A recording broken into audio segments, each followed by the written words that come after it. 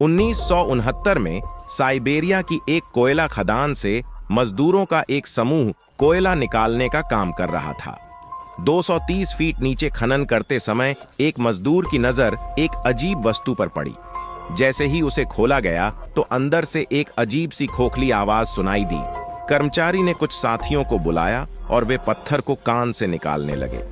इस जगह पर एक गुप्त सुरंग मिलने से कोई नहीं जानता कि सुरंग कहां तक जाती है। मजदूर उस रास्ते का अनुसरण करते हैं और अंदर जाने लगते हैं और उन्हें एक कक्ष मिलता है। कक्ष के अंदर उन्हें एक अजीब सा ताबूत मिला। कक्ष के अंदर सिर्फ एक पत्थर का ताबूत था। ताबूत के अंदर कुछ ऐसा था जिसने सभी को आश्चर्यचकित कर दिया।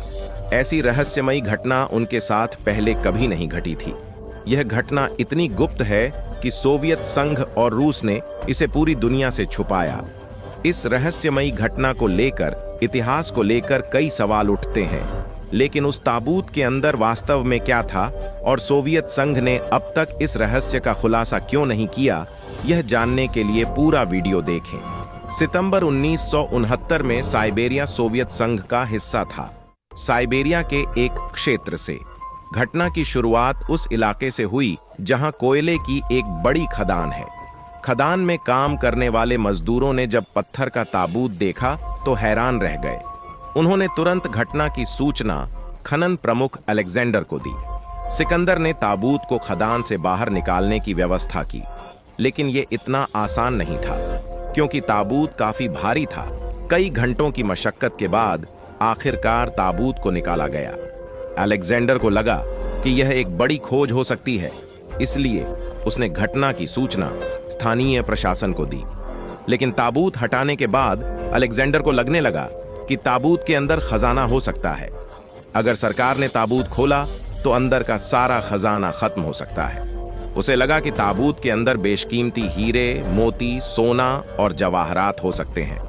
वह प्रलोभन का विरोध नहीं कर सका और उसने ताबूत खोला और तभी उसे तेज रोशनी दिखाई दी। तब हर कोई हैरान रह गया। किसी को भी अपनी आंखों पर यकीन नहीं हो रहा था। कॉफी वास्तव में एक कब्र थी जिसके अंदर एक लड़की का शव था। आमतौर पर कब्रों में पाई जाने वाली लाशों में पूरा शरीर मुरझाया हुआ होता है, केवल कंकाल ही बचे होते हैं। लेकिन पत्थर समाज के अंदर लड़की का शरीर पूरी तरह से बरकरार था। ऐसा लग रहा था कि वह शव नहीं बल्कि बच्ची सो रही थी। लड़की की उम्र 25 से 30 साल के बीच होगी। वो देखने में बहुत सुंदर थी, दूध की तरह सफेद थी। तब झुर्रियां नहीं थीं और उसकी आंखें चमक रही थीं। उसकी नीली आंखें और लंबे बाल लड़की की सुंदरता में 4 चांद लगा रहे थे। गांव वालों ने पहले कभी इतनी सुंदर लड़की नहीं देखी थी। लड़की ने एक सफेद पोशाक पहनी हुई थी जो थोड़ी पारभासी थी, एक प्रकार के कपड़े से बनी थी जो दुनिया में कहीं और नहीं पाई जाती थी। कब्र की सबसे खास बात यह थी कि लड़की का शरीर एक प्रकार के गुलाबी तरल पदार्थ में संरक्षित था। लड़की एक गुलाबी तरल पदार्थ से घिरी हुई थी और लोग कहने लगे कि यह कोई जादुई तरल पदार्थ हो सकता है जिसने लड़की के शरीर को इतने लंबे समय तक बरकरार रखा है। लड़की की मां के बगल में एक ब्लैक बॉक्स था। 1969 में लोग टेक्नोलॉजी के बारे में ज्यादा नहीं जानते थे। बाद में कहा गया कि ब्लैक बॉक्स वास्तव में एक स्मार्ट डिवाइस था।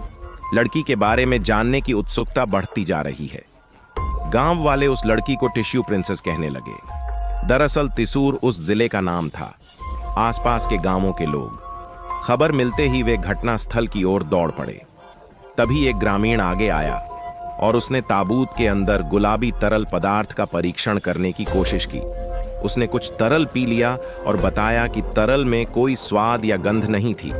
कुछ ही घंटों में वह आदमी धीरे धीरे पागल हो गया। इससे हर कोई भयभीत हो गया।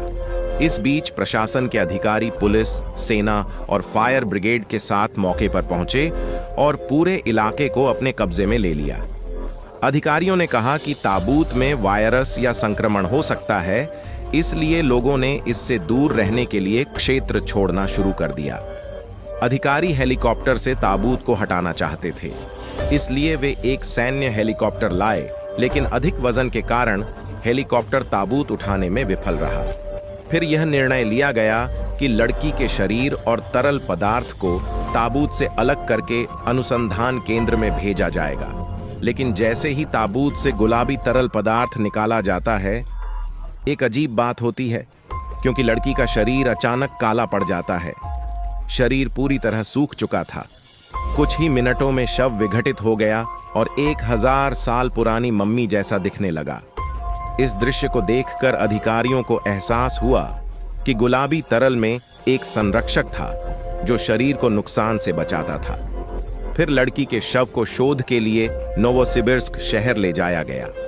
वैज्ञानिकों को बच्ची राजकुमारी के शरीर में बहुत दिलचस्पी है।